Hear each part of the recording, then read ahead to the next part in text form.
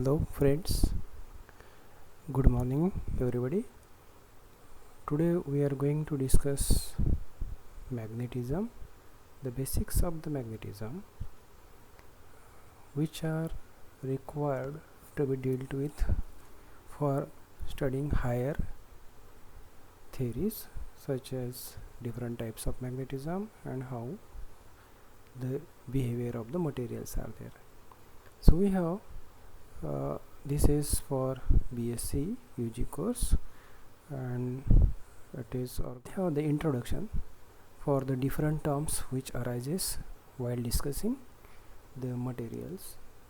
There are the different types of materials and the theories are used to discuss that materials. So what we are going to deal with in the whole topics are there is an introduction, then different terms which are used, then types of materials, theory, classical theory to explain diamagnetism, effects of magnetic field, paramagnetic theory, ferromagnetism theory, antiferromagnetism. So we will have the introduction.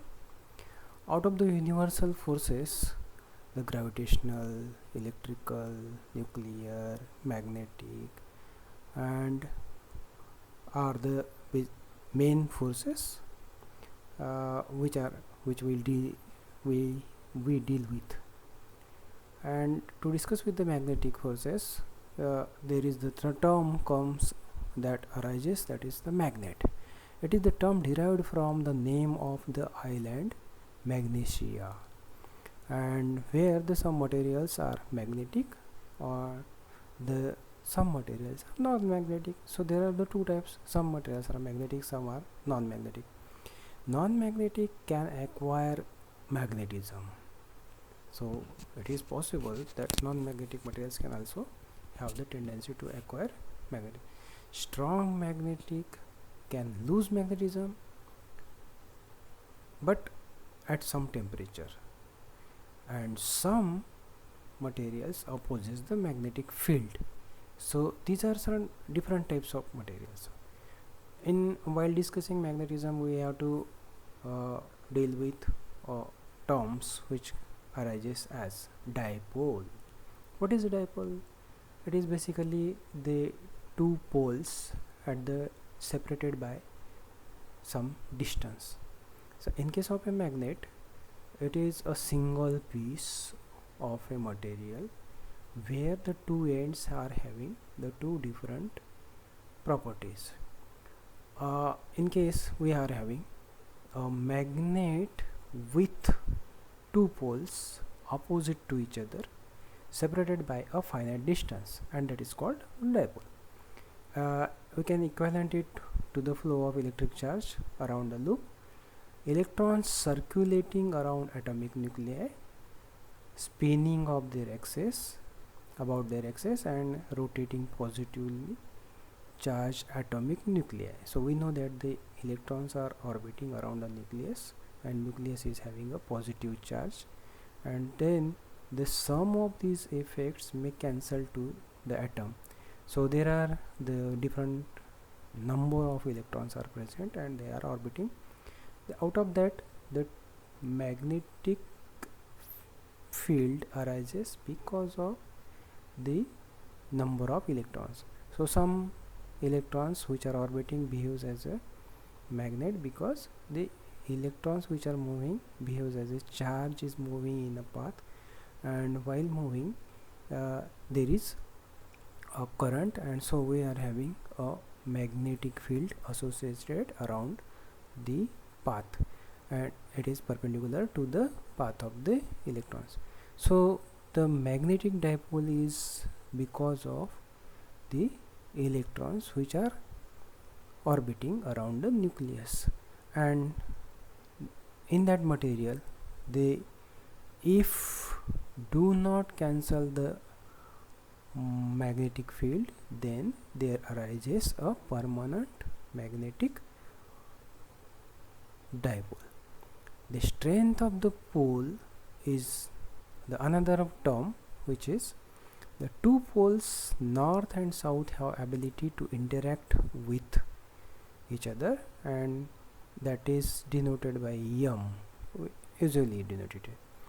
For north we denoted positive m plus m, and the unit of the strength of the dipole is measured in terms of ampere meter.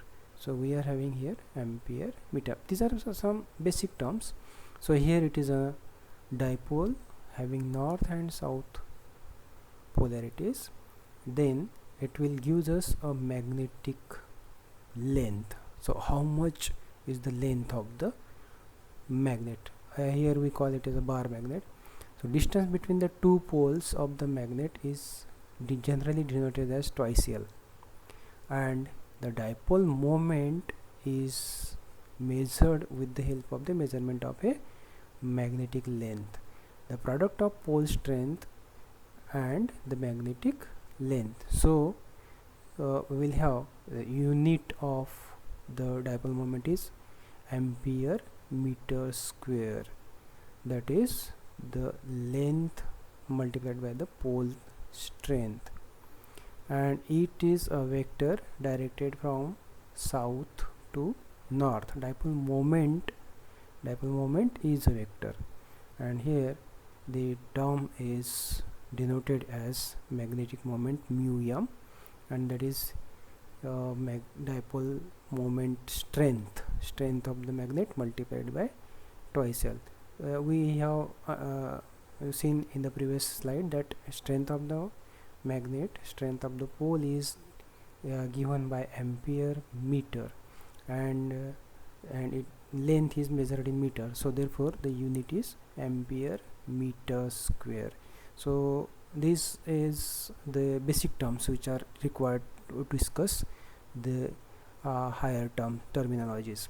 The current loop of a area A carrying current I behaves like a magnetic dipole. So we have discussed that electron is orbiting around the nucleus, and then there is a rotation of a charge, so there is a magnetic field, and then we measured the magnetic moment as the current multiplied by the area of a loop in which the charge is moving.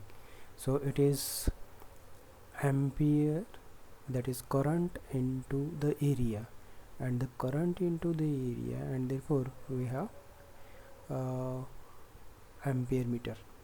Bohr's magneton is the another term, and that is atom has a magnetic dipole, and so therefore electrons is revolving in orbit, and it is a current loop, so there is a magnetic field associated with that current loop, and then we can measure the term current is nothing but the charge moving per unit time, and therefore it is denoted by E by T.